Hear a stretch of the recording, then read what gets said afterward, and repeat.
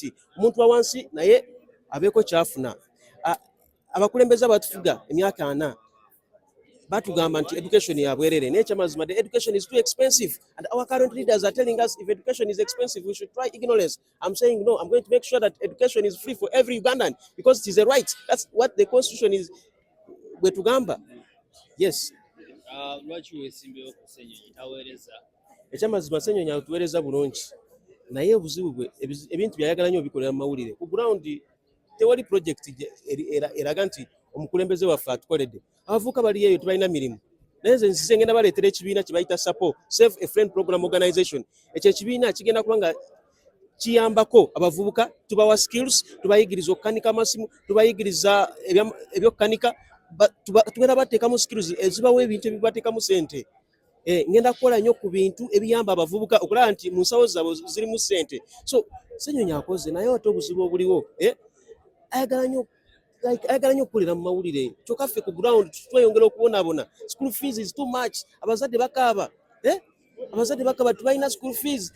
School fees is too much. Lwaki school fees ya bbeeyi ate nga abasomesa babasasula kitono? So ngenda kulwana nnyo okulaba nti omuntu wa wansi yeyagalira mu nsi ye. We cannot be foreigners in our own country. This is the time. Vote Isaac Nkamwesiga, the solution, the answer for all your problems. Remember, there is no victory without a battle. We shall win. God bless you so much. I believe in God. Yes.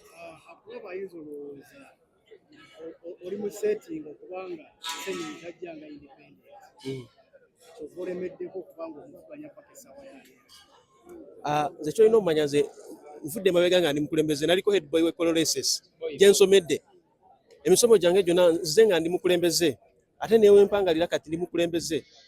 So sugamba nti muvuganya abasinga babadde balowooza nti maybe ndi kabadika Museveni. Nze Museveni simumanyi okujjako mulaba bulabi ku TV n'ekirala maybe nti bwe yaleeta bona basome nazeegattamu naye nzikiriza mu nkyukakyuka y'ensonga lwaki najja wano ku National Unity Platform.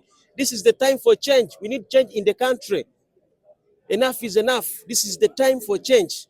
Sugamba nti nvuganya Ssenyonyi no nzize kubanga nyina skill, nyina obumanyirivu ku ground. Nze kugambye emirimu gyange gyonna ngikoledde ku makubo awo. Nsobodde okufuna ne zino sente zinyambako mu campaign. No one is funding me. Sente zifunye emirimu ya wansi. Kyobalaba bwe nyingira mu parliament bwenti ngenda kukozesa omukisa ogwo nkolagane n'abakulembeze bannange n'omukulembeze omupya addako tulabike nti tukola release order. Ebintu byonna ebiri mu store ye Nakawa bannange babiddize bannannyini baabyo. Ngenda kulwana nnyo okulaba nti nyamba omuntu wa wansi. Eddoboozi ly'abantu ligenda tuuka eri mu parliament. Tugenda kukola. Yes.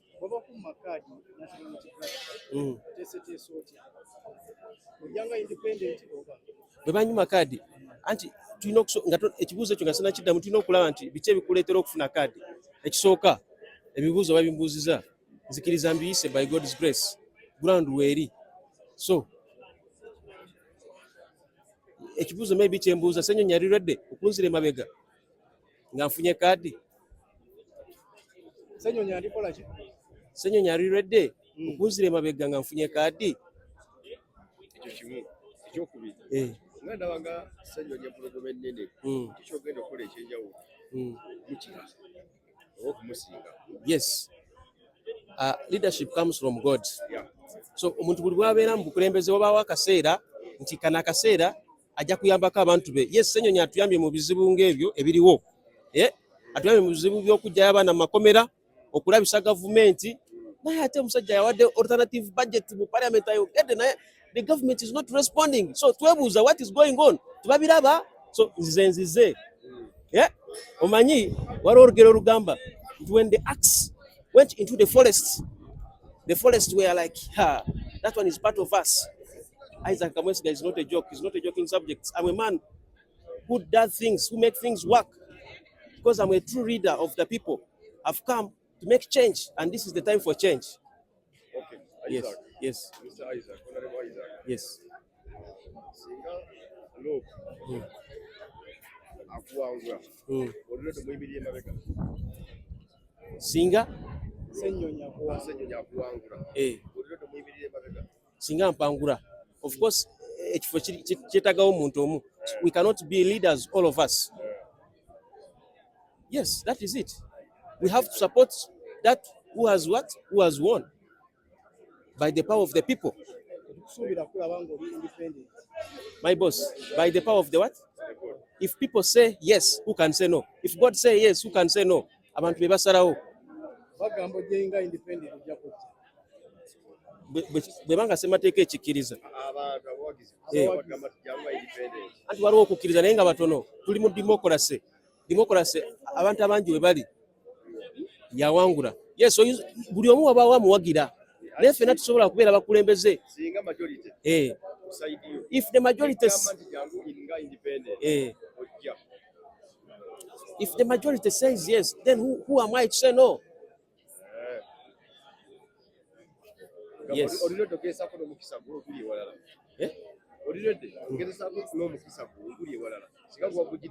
Omukisa gwange guli ku National Unity Platform. Tubakulimba nti nyinayo omukisa ewalala. Kyobulaba mbadde nfunanya amasimu. Tengeri gye weesimbye ku munene. Jange eno tukuwe card. No. My breathing is here because I believe this is the youngest party which is ready to take over government. Thank you so much. And we are ready as young people. Actually, I really want to thank the President, Robert Kyangulanyi. He has given us young people the ability. You can imagine, Ani and Indabyewo, if it was not National Unity Platform, for the Masumiro government, then one year, Uvabuto, Nandavanti, always I'm the best. Yes, in the Nebanang, because I've been leading my people. All my people, I've been leading them, and you can even see my results. I've been getting first grade, first class. I made it to Makerere University. Why? I think I'm for the Masumiro government. We have to change our mind that we can. If you think you can, you are right. If you think you cannot, you're also right. So it is our time now to change our mindset. Yes. Thank you so much. You're welcome.